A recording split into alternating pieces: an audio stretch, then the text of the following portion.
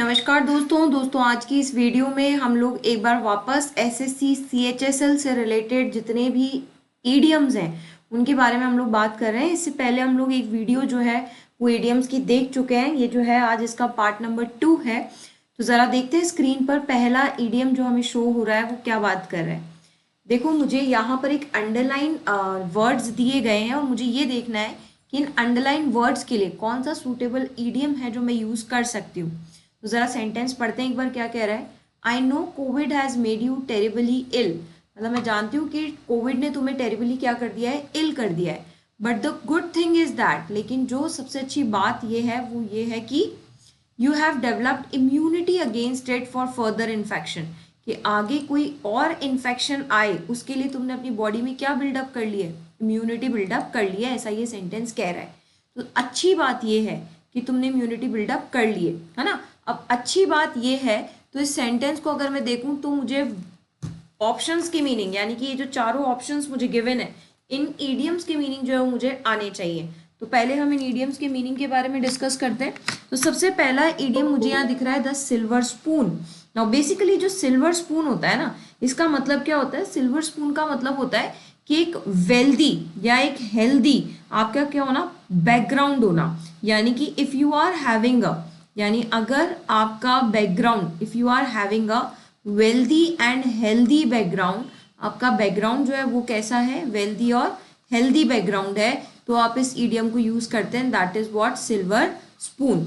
Next बोल रहा है silver lining in the cloud. Now silver lining in the cloud का क्या मतलब होता है कि अगर आप किसी बुरी चीज से, किसी बैड थिंग से अगर आप क्या कर पाओ, थिंग तो बैड थी लेकिन आप उस बैड थिंग से कुछ बेनिफिट अगर निकाल पाओ, डिराइव सम बेनिफिट, इसका मतलब आप समझे, बुराई में भी आपने क्या खोज ली, कुछ ना कुछ अच्छाई, यानी खुद के फायदे का कुछ सोच लिया है ना।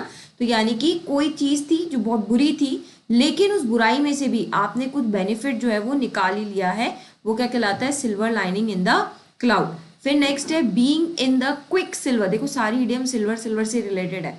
तो being in the quick silver का क्या मतलब होता है, एक ऐसी स्टेट, है ना, एक ऐसी स्टेट जो अनप्रेडिक्टेबल चेंज करे, यानी कि पता नहीं क्या था और अचानक से कुछ और हो गया, है ना। तो एक ऐसी स्टेट है, ये सिचुएशन कुछ चल रही थी और अचानक से उस सिचुएशन में क्या हो गया, अनप्रेडिक्टेबल चेंज आ गया, यानी कि आपने इस चेंज की उम्मीद नहीं की थी और अचानक से ये बदलाव आ गया है, and that unpredictable change is known as being in the quicksilver. Next ये है क्रॉसिंग पाम्स विद सिल्वर, यानी कि आपने अपने पाम किससे क्रॉस कर रखे हैं, सिल्वर से, यानी कि किसी भी सर्विसेज के लिए क्या करना, पे करना, तो पे फॉर अ सर्विस। और कई बार हम जो ये पेमेंट है ना सर्विस के लिए, एडवांस में भी पे करके रखते हैं, तो ये एक्चुअली पे इन एडवांस भी है। कहते हैं ना मैंने तो उसका एडवांस दे रखा है। जैसे जब आप कभी ऑनलाइन कोई चीज़ मंगाते हो तो चीज़ आने से पहले आप उसका पेमेंट कर देते हो, नहीं कह देते हो, तो आप क्या कहते हैं, जब वो घर पे डिलीवरी करने आता है सामान की, तो आप क्या कहते हैं, पेमेंट तो हो चुका है।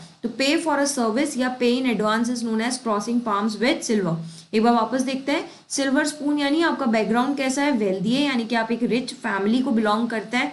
Silver lining in the cloud मतलब बैड थिंग से भी आपने क्या डिराइव कर लिया, बेनिफिट्स डिराइव कर लिए। Being in the quick silver यानी कि अचानक से अनप्रेडिक्टेबल चेंज यदि किसी सिचुएशन में या स्टेट में आ जाए। और क्रॉसिंग पाम्स विद सिल्वर यानी कि किसी सर्विसेज के लिए पे करना, और ये पेमेंट कैसा है, एडवांस में है।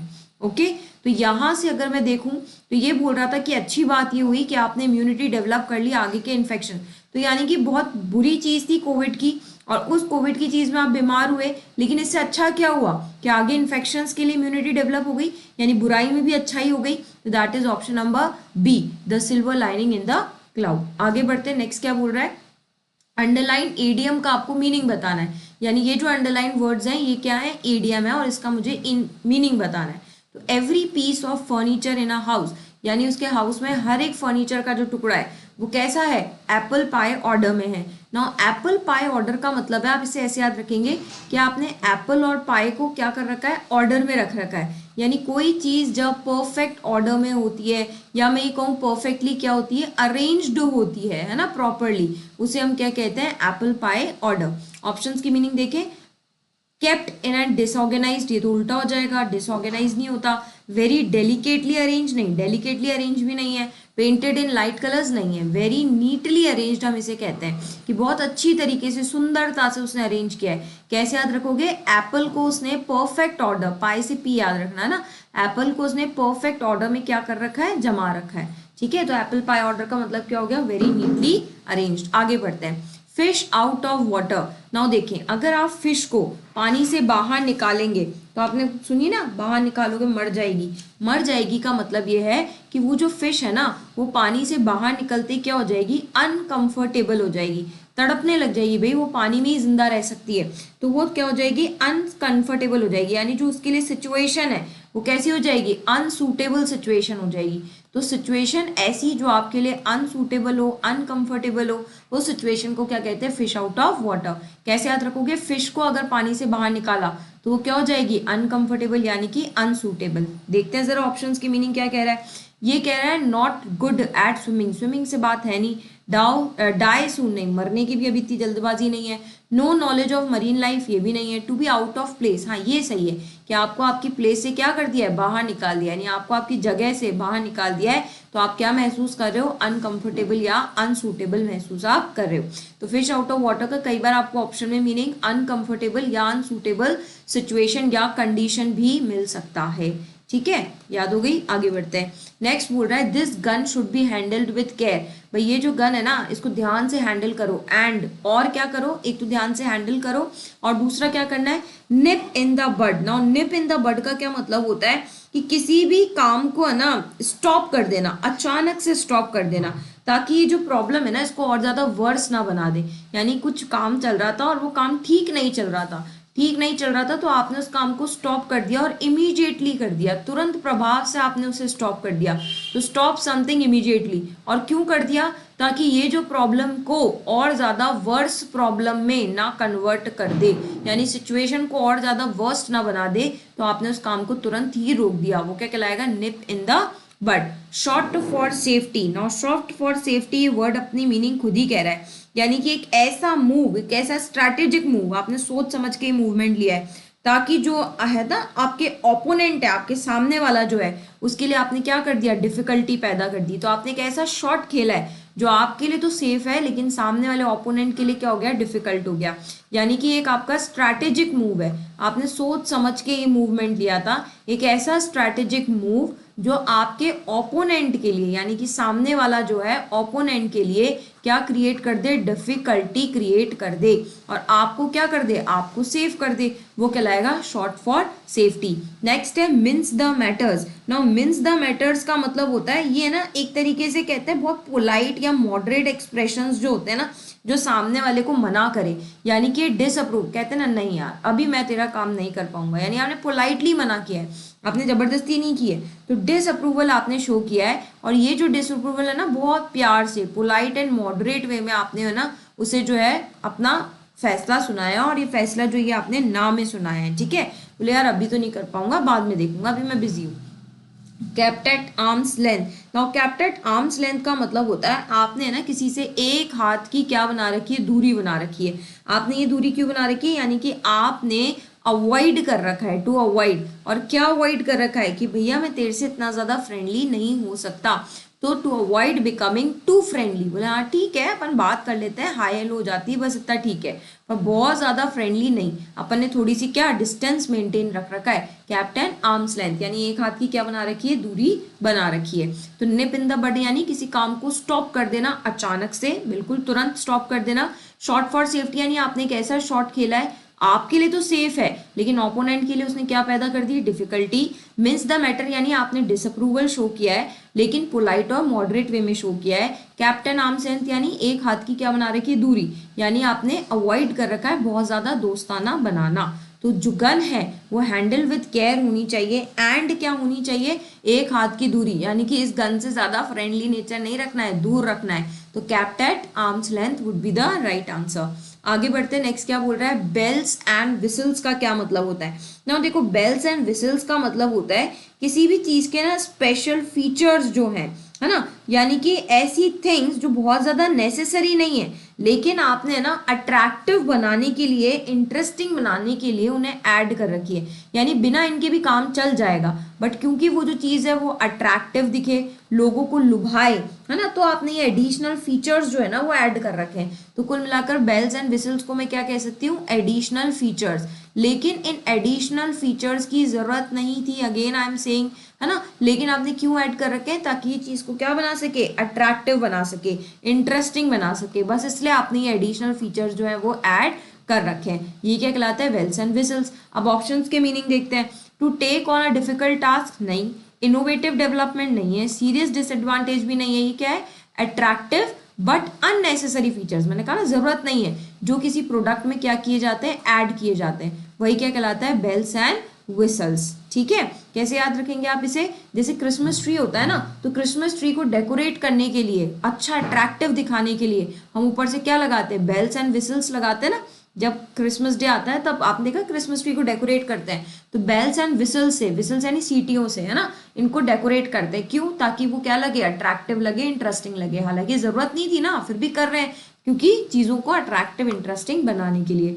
आगे बढ़ते हैं, stick to one's guns. Stick to one guns का क्या बेसिकली मतलब होता है कि कहते हैं ना कंटिन्यू करना, और ये कंटिन्यू क्या करना है, आपने अपने ओन ओपिनियन को, यानी आपने जो सोच रखा है ना, आप बोलोगे मैं तो इसे ही क्या करूंगा, कंटिन्यू करूंगा, तो अपने ओन ओपिनियन को क्या करना, कंटिन्यू करना। ठीक है, और किसी के बहकावे में नहीं आ रहे हो आप, किसी के बहकावे में आकर के आप अपना ओपिनियन जो है ना चेंज नहीं कर रहे हो, है ना, भले ही दूसरे लोग कुछ भी करते रहे, आप अपना ओपिनियन चेंज नहीं कर रहे हो दूसरों के कहने पे, you are not changing your decision.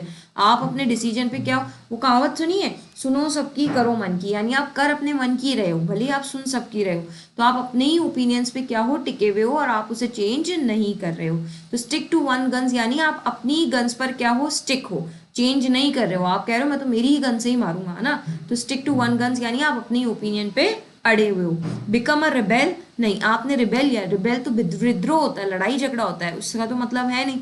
Short eight भी नहीं है, ये कहला रहा है टू बिकम अनफेथफुल भी नहीं है, टू रिमेन फेथफुल। हाँ, आपने क्या सोच रखा है, मैं तो भैया फेथफुल ही रहूंगा, तुम्हें धोखेबाजी करनी है तुम करते रहो, मैं अपनी बात पे क्या रहूंगा, अड़ा रहूंगा। ठीक है, where the shoe pinches. Now where the shoe pinches का मतलब होता है, ये है आप ये देखना चाह रहे हो कि ये जो मुझे ट्रबल है या ये जो मुझे डिफिकल्टी है, ये आ कहाँ से रही है, मतलब डिफिकल्टी और ट्रबल तो है, ये तो कंफर्म है, लेकिन ये है कहाँ, कहाँ लाए कर रही है ये भैया, ये तो देखें कहाँ है इसकी जड़, है ना, जिसके कारण आपको क्या महसूस हो रहा है, डिस्कम्फर्ट। आपने कभी देखा है कि जब अपन शूज वगैरह पहनते हैं ना, तो अगर शूज में मान लो कहीं पे है ना कोई पत्थर वगैरह या कंकड़ वगैरह रह गया है, तो पूरे टाइम आपके पैर में ना ऐसा लगता है चुभ रहा है, चुभ रहा है, चुभ रहा है, परेशान करता है, आपको डिफिकल्ट कर देता है। फिर आप क्या करते हो, शूज खोल के देखते हो, भाई क्या अटक रहा है ये शूज में, क्या है जो चीज मुझे चुभ रही है ना, तो आपको डिस्कम्फर्ट पैदा कर रही है, तो देखते हो ना, तो वेयर द शू पिंचेस, यानी आप इसे ऐसे ही याद रखेंगे, आप देख रहे हो कि कहाँ से ये जो शू है ना ये पिंच कर रहा है, यानी ये डिफिकल्टी आ कहाँ से रही है, भाई ये तो देखें, जड़ तो पता करें इसकी। ठीक है, ऑप्शन की मीनिंग देखें, अननोन पाथ, नहीं, रास्ता पता ही नहीं है, डिफिकल्ट रोड, नहीं, आप ये देख रहे हो वेयर द डिफिकल्टी लाइज, ये डिफिकल्टी कहाँ लाए कर रही है वो चेक करना। जैसे कई बार एग्जाम में होता है ना, मार्क्स नहीं आ रहे होते तो हम ये देखते हैं कहाँ नहीं आ रहे भाई, कहाँ कट रहे हैं, वो चीज कहलाती है एनालिसिस, जिसको आप कहते हैं। वेयर द शू हर्ट्स ये भी नहीं है, तो वेयर द डिफिकल्ट लाइज का क्या मतलब होता है, वेयर द शू पिंचेस। आगे बढ़ते हैं, ब्रेड एंड बटर। देखो ब्रेड एंड बटर का मतलब है कि आप अपने ब्रेड एंड बटर यानी रोटी, आप अपनी आजीविका क्या चला रहे हो, यानी कि एक पर्सन्स का, एक व्यक्ति का मेन सोर्स क्या है, और मेन सोर्स किसका भाई, ये मेन सोर्स है उसकी इनकम का, ये इसके घर में इनकम कहाँ से आ रही है ना, तो person's main source of income is known as bread and butter. कहते हैं ना ये तो मेरी आजीविका है, तो आजीविका को इंग्लिश में क्या कहते हैं, लाइवलीहुड, तो मेरी लाइवलीहुड है, यानी यहाँ से तो मेरा पेट भरता है ना, वो क्या कहलाता है, ब्रेड एंड बटर।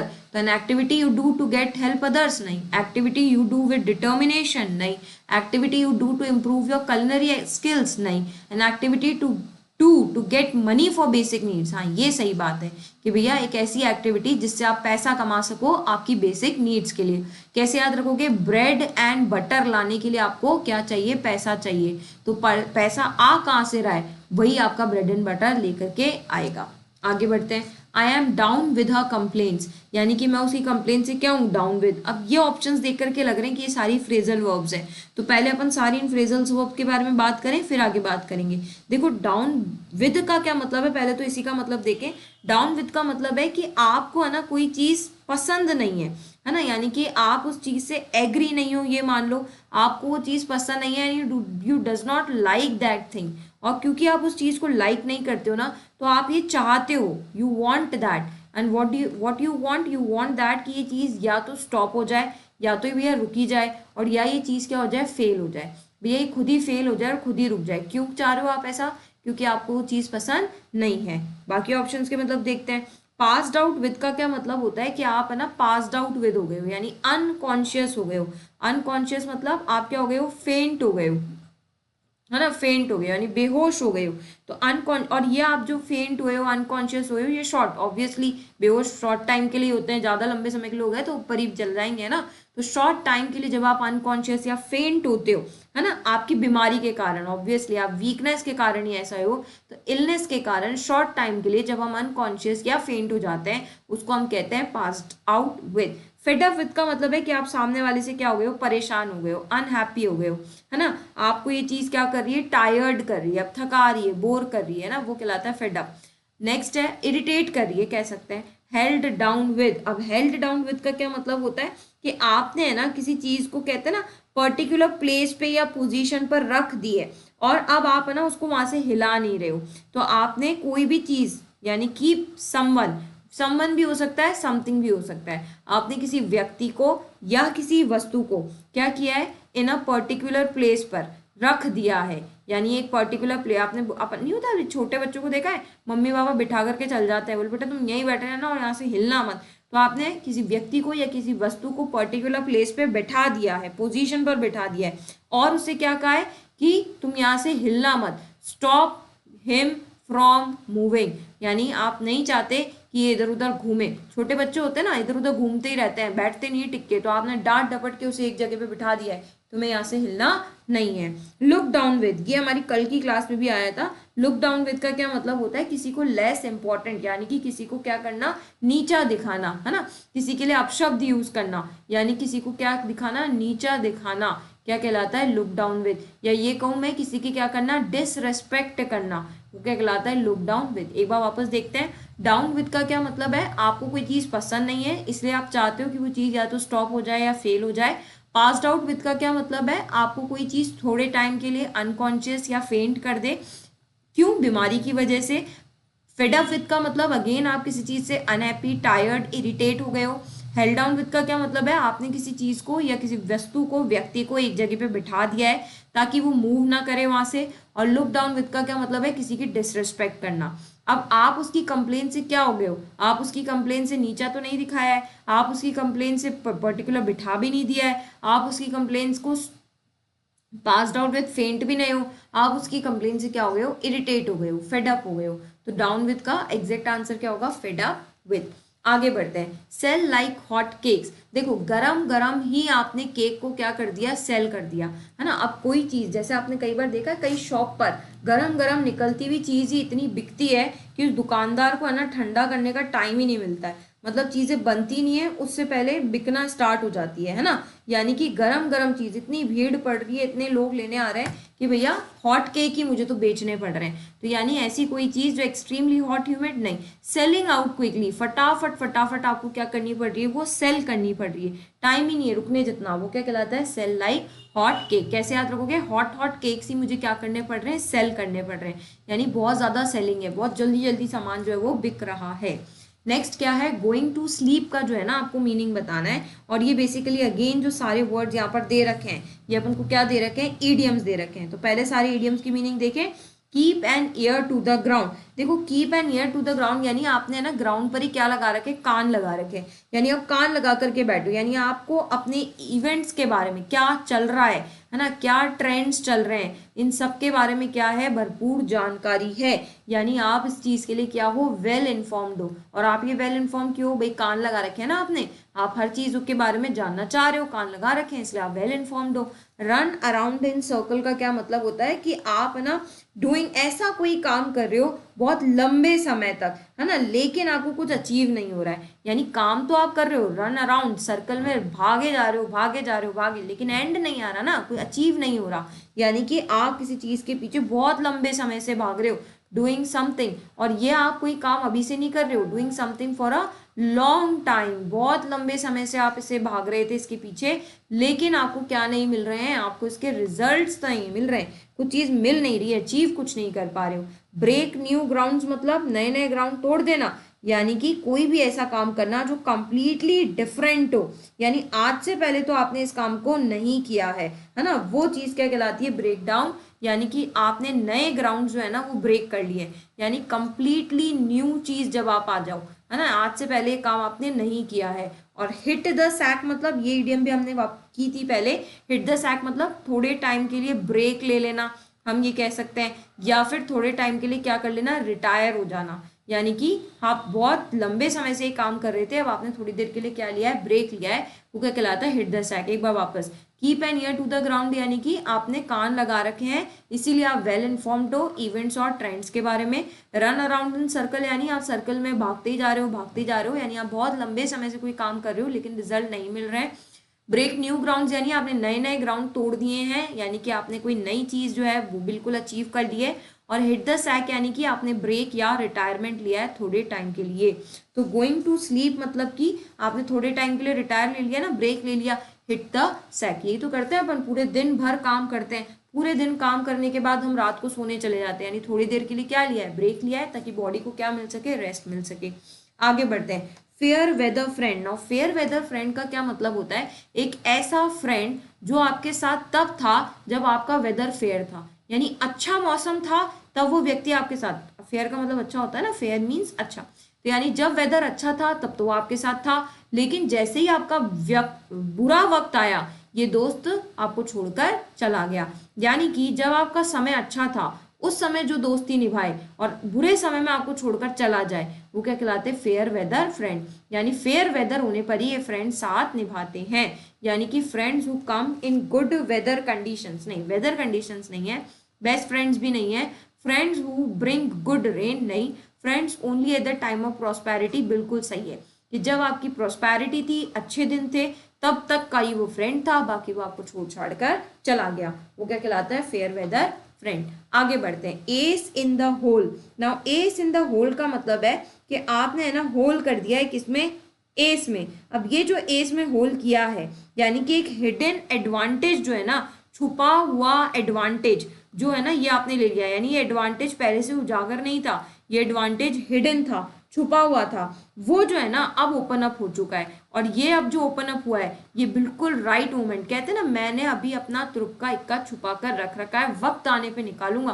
तो ये जो वक्त आया है और अब आपने जो ये अपना तुरुप का इक्का निकाला है उसे कहते हैं ace in the hole. Ace का मतलब ही इक्का होता है ना, तो यानी कि आपने इक्का चल दिया अब, यानी आपने अपना तुरुप का इक्का जो है वो बाहर निकाल लिया, यानी एक ऐसा हिडन एडवांटेज जो औरों को पता नहीं था वो अब आपने खोल दिया है। और ये आपने कब खोला है, ये आपने राइट मोमेंट जो है ना, सही वक्त का आप इंतजार कर रहे थे तब आपने ये जो है खोला है ना। तो अ लॉट टू डू नहीं, बहुत सारा करने की बात नहीं है, ऑन द पॉइंट ऑफ भी नहीं है, सेकेंड चांस भी नहीं है, हिडन एडवांटेज है, यानी एक ऐसा एडवांटेज है जो औरों को पता नहीं था, वक्त आने पर भी ये सामने आया है। ब्लैक एंड व्हाइट का बेसिकली मतलब होता है ऐसी कोई भी चीज जो आपने किसी को क्या दी है, लिखित में दी है। कहते हैं ना, यार मेरे को भरोसा नहीं है, तू बोल तो रहा है मेरे को भरोसा नहीं है, ये चीज तू मुझे लिख कर दे, तू लिख के देगा तो मैं अपने आप यकीन कर लूंगा। तो ऐसी कोई भी चीज जो रिटन में होती है, रिटन डॉक्यूमेंट्स को हम कहते हैं ब्लैक एंड व्हाइट। तो इन राइटिंग, लिखा हुआ मुझे दे। नेक्स्ट आगे बढ़ते हैं, an old head on young shoulders, यानी यंग शोल्डर्स पर अगर आप ओल्ड हेड यानी पुराना हेड, पुराना हेड यानी टाइम निकल गया है, अब बहुत टाइम से ये हेड है, अब बहुत टाइम से ये हेड है, मतलब इस व्यक्ति के पास डेफिनेटली नॉलेज बहुत ज़्यादा है, जितना ज़्यादा एज का व्यक्ति होता है उसके पास नॉलेज एंड एक्सपीरियंस उतना ही क्या होता है, ज़्यादा होता है। यानी शोल्डर तो इसके यंग है, यानी कि उम्र तो छोटी है, लेकिन हेड क्या है, ओल्ड है, ओल्ड हेड है यानी नॉलेज और एक्सपीरियंस ज़्यादा है। तो अपन कई बार नहीं कहते कि इसकी जो नॉलेज है वो इसकी उम्र से बड़ी है। तो जब आपके अंदर बहुत कम उम्र में बहुत ज़्यादा नॉलेज या एक्सपीरियंस आ जाए तब हम बोलते हैं old head on young shoulders. तो a young person who looks old नहीं, a young person who is lazy भी नहीं है, a person who is slow at understanding things ये भी नहीं है, a young person who acts और speaks like an older person. हाँ ये जो छोटी उम्र में बड़ों की जैसे एक्ट करे वो क्या कहलाता है, old head on young shoulders. आगे चलते हैं। After many years of rivalry, कई सालों की दुश्मनी के बाद, द टू स्कूल, जो दो स्कूल्स है उन्होंने डिसाइड किया है, क्या डिसाइड किया है, वो ईडियम है, और पार्टिसिपेट करेंगे नेशनल इवेंट में साथ साथ। तो अगर ये नेशनल इवेंट में साथ साथ करेंगे तो इसका मतलब यहाँ कुछ कुछ ऐसा लग रहा है कि इनके बीच संधि हो गई है, यानी कि ये आपस में दोस्त बन गए हैं, दोस्ताना वापस हो गया है। तो बेल द कैट का तो मतलब होता है, कहते हैं ना बिल्ली के गले में घंटी कौन बांधेगा, यानी कि इस डेंजर को कौन फेस करेगा। तो टू फेस द डेंजर को, मुश्किल स्थितियों का सामना करना, कहलाता है bell the cat. Bury the hatchet मतलब हैचेट इज कुल्हाड़ी, तो आपने कुल्हाड़ी बरी कर दी, बरी यानी गाड़ दी, तो आपने कुल्हाड़ी गाड़ दी, यानी कि आपने जो कॉन्फ्लिक्ट था या जो क्वारल था उसे क्या कर दिया, खत्म कर दिया, यानी आपने झगड़े को क्या कर दिया, खत्म कर दिया। और फ्रेंडलीनेस यानी कि दोस्ताना जो है वो बना लिया है। कैसे याद रखेंगे, हैचेट कुल्हाड़ी जो लड़ाई झगड़े के लिए बाहर निकली हुई थी अब तक, उसे आपने क्या कर दिया, गाड़ दिया, यानी बरी कर दिया। इसका मतलब अब फ्रेंडली नेचर स्टार्ट हो गया है। गो कोल्ड टर्की, हाँ ये इडियम भी बहुत अच्छी है। इसका मतलब होता है कि आपने सडनली यानी कि कंप्लीटली, आपने कोई आदत थी, बहुत लंबे समय से आपकी ये हैबिट थी, और ये जो हैबिट है ना, ये आपने सडनली अचानक से, पता नहीं आपको क्या हुआ कि आपने अचानक से इस हैबिट को स्टॉप यानी कि रोक दिया। आपने बोला आज से अपन ये नहीं करेंगे। आप बहुत चाय पीने के शौकीन है और अचानक से आपने कह दिया कि नहीं हम आज से चाय नहीं पियेंगे, नहीं नहीं मैम चाय नहीं छूटेगी। तो गोल्ड टर्की का मतलब ये है कि आपका कोई भी काम जो आपकी आदत बनी हुई थी, और ये आदत ऐसी थी कि छूटे ना छूटे, लेकिन अचानक से आपने उस आदत को क्या कर दिया, छोड़ दिया। B in the डोलड्रम्स, B in the डोलड्रम्स का क्या मतलब होता है, एक ऐसा पीरियड यानी कि लंबे समय से टाइम पीरियड चल रहा था, एक ऐसा पीरियड जो सैड था, एक ऐसा पीरियड जो बोरिंग था यानी आपको बहुत बोर मार रहा था, है ना, और एक ऐसा पीरियड जिसमें कोई एनर्जी नहीं है, कोई एंथुजियाज्म नहीं है। होता है ना कई बार, कई दिन हमारे ऐसे निकलते हैं जब कुछ भी एनर्जेटिक नहीं होता, दिन बहुत बोरिंग से दिन निकल रहे हैं, सैड से, वो टाइम पीरियड क्या कहलाता है, be in the doldrum. Bell the cat यानी फेस करना डेंजर को, बरी द हैचेट यानी कुल्हाड़ी को बरी कर दिया है, यानी झगड़ा खत्म कर दिया है। कोल्ड टर्की यानी कि आपकी ऐसी आदत जो बहुत लंबे समय से थी, अचानक से आपने उसे स्टॉप कर दिया है। और बी इन द डोलड्रम्स यानी कि एक ऐसा पीरियड जो बहुत सैड, बोरिंग या नो एनर्जी वाला पीरियड होता है। अब यहाँ देखो इनकी भी संधि हो गई है, तो बेल द कैट होगा नहीं, कोल्ड टर्की भी नहीं होगा, बी इन द डोलड्रम्स भी नहीं होगा, राइट आंसर क्या होगा, बरी द हैचेट। आगे बढ़ते हैं। लास्ट रिसोर्ट, देखो ये इडियम खुद अपनी परिभाषा खुद ही कह रहा है, लास्ट रिसोर्ट। आप घूमते घूमते परेशान हो गए हो, अब ये आखिरी रिसोर्ट है, यानी आखिरी कोर्स ऑफ एक्शन है, आखिरी चीज है, जब सब चीज फेल हो गए तो कहते हैं ना ये अब आखिरी चारा है बस, है ना, यानी आखिरी ऑप्शन जिसको मैं कह दूं, है ना, वो क्या कहलाता है, लास्ट रिसोर्ट। भैया अगर अब ये भी नहीं है ना तो फिर कुछ भी नहीं है, अब ये तो लास्ट ही ऑप्शन है यार, इसके बाद तो कुछ भी नहीं है, अब इसको तो हाँ करना ही पड़ेगा। तो कोई भी चीज जो आखिरी ऑप्शन होता है ना उसको हम कहते हैं। तो लास्ट होटल, होटल की बात तो नहीं है, लास्ट राइड भी नहीं है, लास्ट फ्रेंड भी नहीं है, लास्ट कोर्स ऑफ एक्शन आप कह सकते हो, आपकी क्या कहते हैं ना, मेरा ये आखिरी अटेम्प्ट है बस, वो क्या कहलाता है, last course of action is last resort. आगे बढ़ते हैं। लास्ट ईयर आर्ट क्रिटिक्स, जो अगले पिछला साल था उसमें जो आर्ट क्रिटिक्स थे उन्होंने अनिमेश को प्रेज किया यानी तारीफ की, एज इफ जैसे कि वो मास्टर हो, but he turned out to be a, लेकिन ये जो प्लेजर था ये थोड़े समय के लिए था, यानी ऐसी कोई भी खुशी जो थोड़े समय के लिए रहे उसके लिए ईडियम चाहिए, है ना।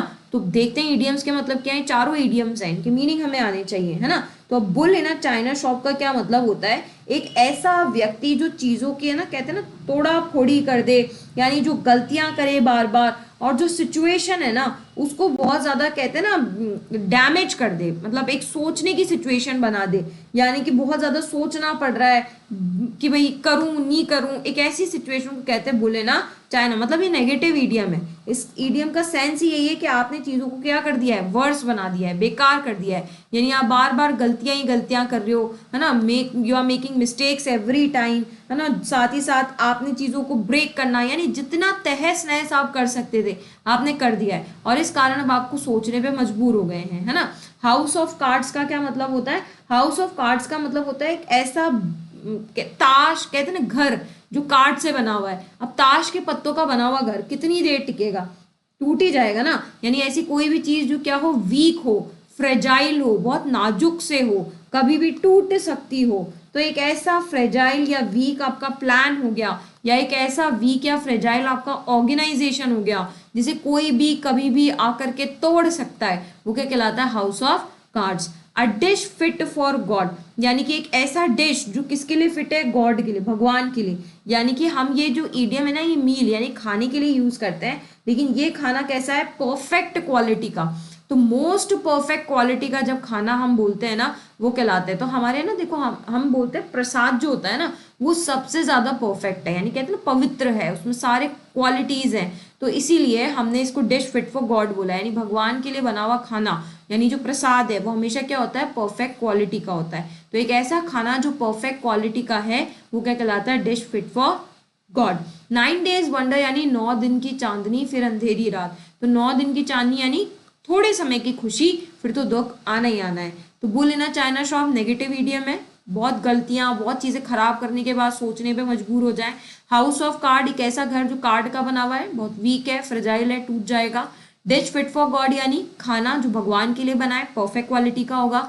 9 days वंडर, यानी कुछ समय की खुशी, बाद में तो दुख है ही, तो बहुत थोड़े टाइम का प्लेजर। तो राइट आंसर क्या हो जाएगा, 9 days वंडर। आगे बढ़ते हैं। A jack of all trades, अब जैक ऑफ ऑल ट्रेड्स का मतलब एक ऐसा व्यक्ति जो है ना कई डिफरेंट टाइप के काम जो है ना वो कर सकता है, लेकिन कर तो बहुत सकता है लेकिन सही किसी में भी नहीं है। यानी कि जो मल्टीपल टास्क कर तो रहा है, बहुत सारे काम एक साथ हैंडल कर रहा है, मल्टीपल टास्क कर रहा है, लेकिन गुड इन नथिंग, लेकिन सही कुछ भी नहीं कर पा रहा है। तो a jack of all trade, यानी जो सब जगह हाथ पांव मारता है, can not survive in the world of specialisation, वो किसी भी चीज में स्पेशल तो नहीं बनता है। तो अ गुड कम्युनिकेटर, बिल्कुल नहीं। अ person who can do many thing, बहुत काम कर सकता है, लेकिन एक्सपर्ट वो किसी में भी नहीं है, यही इसका राइट आंसर हो जाएगा। कई चीजों का एक्सपर्ट नहीं, बिजनेसमैन भी नहीं है, यानी जो बहुत सारे काम करता है लेकिन एक्सपर्ट किसी में भी नहीं है, उसे कहते हैं जैक ऑफ ऑल ट्रेड्स, है ना। जैसे ताश के पत्तों में होता है ना, जैक होता है ना, तो वो जो जैक है वो काम कुछ भी नहीं करता है, बहुत सारे ठीक है ताश के पत्तों में, लेकिन काम का कुछ भी नहीं है। Slip your mind, slip your mind यानी भूल गया, कहते हैं यार मेरे माइंड से स्लिप हो गया, यानी आप कोई चीज क्या हो गए, भूल गए, फॉरगॉटन हो गया, है ना, आपके दिमाग से स्किप हो गया। तो वो दिमाग से जो स्किप हो गया, कहते हैं ना दिमाग से भूल गया, स्लिप हो गया, वो क्या कहलाए, फॉरगेट अबाउट समथिंग, आप किसी चीज को भूल गए हो। थिंक नहीं है, इमीडिएटली थिंक नहीं है, कांट थिंक भी नहीं है, भूल गए हो, है ना, forget about something। नेक्स्ट है the realtors of the new venture solve plots like, अभी अभी की थी हमने, हॉट केक्स को फटाफट फटाफट बेचना, यानी क्विकली क्विकली कोई चीज बिके जा रही है, लार्ज क्वांटिटीज में बिक रही है।